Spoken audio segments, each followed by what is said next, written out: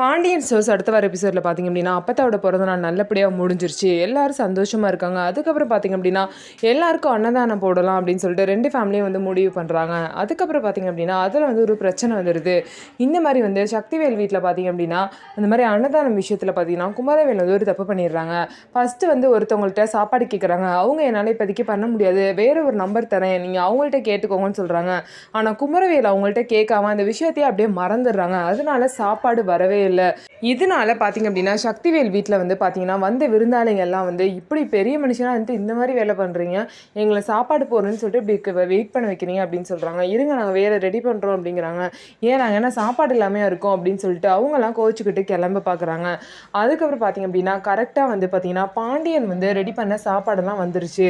அப்போ இவங்கெல்லாம் கிளம்ப போகிறேன் அப்படின்னு சொல்லும் போது கதிர் பார்த்திங்க அப்படின்னா எல்லோரும் போகாதீங்க, இருங்க, எங்கள் அப்பா ரெடி பண்ண சாப்பாடு வந்துருச்சு, நீங்கள் எல்லாம் சாப்பிட்டு தான் போகணும் அப்படின்னு சொல்லிட்டு எல்லாரையும் மனசார பார்த்தீங்க அப்படின்னா சாப்பிட வைக்கிறாங்க. இதனால சக்திவேலுக்கு முத்துவேலுக்கு ரொம்பவே வந்து கோவம் வருது. பார்த்தீங்கன்னா சக்திவேலுக்கு வந்து நம்ம வந்து சாப்பாடு போடாமல் நம்ம விருந்தாளிகள்லாம் அங்கே போய் சாப்பிட்றாங்களே அப்படின்னு சொல்லிட்டு ரொம்பவே அசிங்கமாயிருச்சு. இதனால குமரவேலை போட்டு அடின்னு அடிக்கிறாங்க. ஸோ இதுக்கப்புறம் என்ன நடக்க போகுதுன்னு சொல்லிட்டு வெயிட் பண்ணி பார்க்கலாம். நம்ம வீடியோ உங்களுக்கு பிடிச்சிருந்தா நம்ம வீடியோவை லைக் பண்ணிக்கோங்க, மறக்காமல் நம்மளோட சேனலை சப்ஸ்கிரைப் பண்ணிட்டு பாருங்கள்.